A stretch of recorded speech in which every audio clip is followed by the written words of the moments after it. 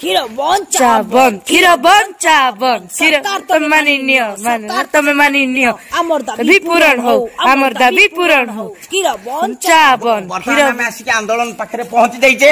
ଆଉ ବର୍ତ୍ତମାନ ମୁଁ କ୍ୟାମେରା ମାନଙ୍କୁ କହିବି ଜଲ୍ଦି ଆସନ୍ତୁ ଆନ୍ଦୋଳନକାରୀଙ୍କ ପାଖକୁ। ଆମେ ଆସିକି ପହଞ୍ଚି ଯାଇଛୁ ରାଜରାସ୍ତାରେ। ମୁଁ ହଉଛି ରିପୋର୍ଟର ଋଷି ପଟ୍ଟନାୟକ। ଆମ ଟିଭି ନାଁ ହଉଛି ଦୌଡୁଥଲି ମାଡ଼ି ବସିଲି ଖବର। ସେଇଠି ଆମେ ଆସିକି ପହଞ୍ଚି ଯାଇଛୁ। ବର୍ତ୍ତମାନ ରାଜରାସ୍ତା ପୁରା ଚାରିଆଡ ଜନ ସମାଗମ, କେହି ଗାଡି ମଟର କୁଆଡେ ଯାଇପାରୁନାହାନ୍ତି। ଏଠି ଷ୍ଟ୍ରାଇକ୍ ଚାଲିଛି। ଏ ଷ୍ଟ୍ରାଇକ୍ ରେ ସମସ୍ତେ ଅଛନ୍ତି। ମୁଁ କ୍ୟାମେରାମ୍ୟାନଙ୍କୁ କହିବି ମୋ ପଛପଟେ ଷ୍ଟ୍ରାଇକ୍ କରିଥିବା ଲୋକମାନଙ୍କୁ ଦେଖେଇବେ। ଦେଖନ୍ତୁ କୋଉ ସଂଖ୍ୟାରେ ଲୋକମାନେ ଷ୍ଟ୍ରାଇକ୍ ରେ ବସିଛନ୍ତି, ତାଙ୍କର 3 ଦଫାର ଦାବି ନେଇ ଆସିଛନ୍ତି। ମୁଁ କ୍ୟାମେରାମ୍ୟାନଙ୍କୁ ଅନୁରୋଧ କରିବି ଯେ ଏଇ ଯୋଉ 3 ଦଫାର ଦାବି ନେଇକି ଏମାନେ ଏଠାରେ ରାଜରାସ୍ତା ରୋକ କରିଛନ୍ତି। ସମସ୍ତ ଗାଡି ମଟର ସବୁ ଜାଗାରେ ରହିଯାଇଛି। ତେଣୁ ଏଇ ଯୋଉ 3 ଦଫାର ଦାବି, ଏମାନଙ୍କର କଣ ଦାବି ରହିଥାଇପାରେ, ଆମେ ସେମାନଙ୍କ ପାଖକୁ ଯିବା ଆଉ ସେମାନଙ୍କ ସହିତ କଥା ହେବା। ଯେ ବର୍ତ୍ତମାନ ଆମ ସହିତ ଅଛନ୍ତି କାଳିଆ ଭାଇ ହେଉଛନ୍ତି ଆସୋସିଏସନର ସଭାପତି। ଭାଇ କଣ କହିବେ? ଆମର ପ୍ରଥମ ଦାବି ହେଲା ଆପଣ ପ୍ରଥମ ଦଫାର ଦାବିଟା କଣ?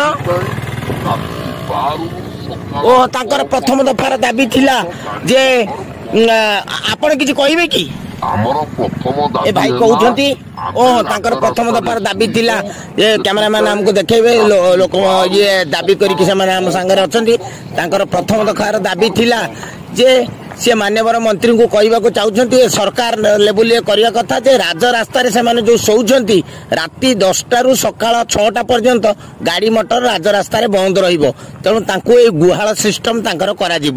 ଆଚ୍ଛା, ଇଏ ଥିଲା ଆମର ସଭାପତିଙ୍କ ସାଙ୍ଗେ ଆମେ ସଭାପତି ତାଙ୍କର କଥା ରଖିଛନ୍ତି। ଆମେ ବର୍ତ୍ତମାନ ତାଙ୍କର ଯିଏ ଅଛନ୍ତି ସେକ୍ରେଟାରୀ, ମୁଁ ଅନୁରୋଧ କରିବି କ୍ୟାମେରାମ୍ୟାନଙ୍କୁ ସେକ୍ରେଟାରୀଙ୍କ ପାଖକୁ ଯିବା ପାଇଁ। ଆମ ସହିତ ସେକ୍ରେଟାରୀ ଅଛନ୍ତି। ଆପଣଙ୍କ ନାଁ? ହେଲା କାଳିଆ ଷଣ୍ଢ, ଆସୋସିଏସନ ସେକ୍ରେଟାରୀ।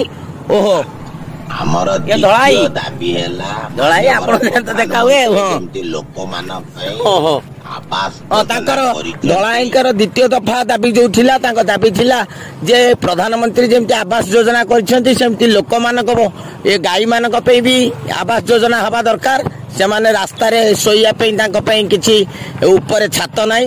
ତେଣୁ ମାନ୍ୟବର ପ୍ରଧାନମନ୍ତ୍ରୀଙ୍କ ପାଖରେ ତାଙ୍କର ଅନୁରୋଧ ଯେ ଛାତ ଘର ତାଙ୍କ ମାନଙ୍କୁ ଯୋଗେଇ ଦିଅନ୍ତୁ। ଏଠୁ ଆମେ ଧୀରେ ଧୀରେ ଯିବା। କ୍ୟାମେରାମ୍ୟାନଙ୍କୁ ଅନୁରୋଧ କରିବି, ଏଠି ବରିଷ୍ଠ ଆମର ଯିଏ ଅଛନ୍ତି ସେ ତାଙ୍କର ଚେୟାରମ୍ୟାନ, ତାଙ୍କ ସହିତ ଆମେ ଦେଖା କରିବା। ଦେଖା କରିକି ତୃତୀୟ ଦଫା ଦାବି ପଚାରିବା। ଭାଇ କଣ ତୃତୀୟ ଦଫା ଦାବି କଣ କହିଲେ? ଓହୋ, ଯେମିତି ଜନସାଧାରଣଙ୍କ ପାଇଁ 5 ଟଙ୍କାର ଆହାର କେନ୍ଦ୍ର ହେଇଛି, ସେମିତି ଗାଈ ଗୋରୁଙ୍କ ପାଇଁ ବି 5 ଟଙ୍କାର ଆହାର କେନ୍ଦ୍ର ହବା ପାଇଁ ଆମେ ଅନୁରୋଧ କରୁଛୁ। ଆମେ ସରକାରଙ୍କ ପାଖରେ ଆପଣ ମାନଙ୍କର ଦାବି ପହଞ୍ଚେଇବୁ। ଆମେ ଅନୁରୋଧ କରିବୁ ଯେ ସରକାର ଏଇ 3 ଦଫା ଦାବି ତାଙ୍କର ମାନନ୍ତୁ। ଗୋଟିଏ ହଉଛି ପ୍ରଥମ ଦଫା ଯେ ରାଜରାସ୍ତାରେ ରାତି 10ଟାରୁ ସକାଳ 6ଟା ପର୍ଯ୍ୟନ୍ତ ଗାଡି ମଟର ବନ୍ଦ ରହୁ, ସେମାନେ ଶୋଇବେ। ଦ୍ୱିତୀୟ ଦଫା ହେଲା 5 ଟଙ୍କାରେ ଆହାର କେନ୍ଦ୍ର ଏବଂ ମୁଣ୍ଡ ଉପରେ ଛାତ। ମୋ ସହିତ ଥିଲେ କ୍ୟାମେରାମ୍ୟାନ ଉଡାଉଡି କ୍ଲବର, ଆଉ ଆମ ଟିଭି ହଉଛି ରାସ୍ତାରେ ଯାଉଥିଲି ମାଡି ବସିଲି ଟିଭିରୁ। ଏ କ୍ୟାମେରାମ୍ୟାନ ଥିଲେ ଗୁଲଫାମ ଆଉ ମୁଁ ଋଷି ପଟ୍ଟନାୟକ। ନମସ୍କାର।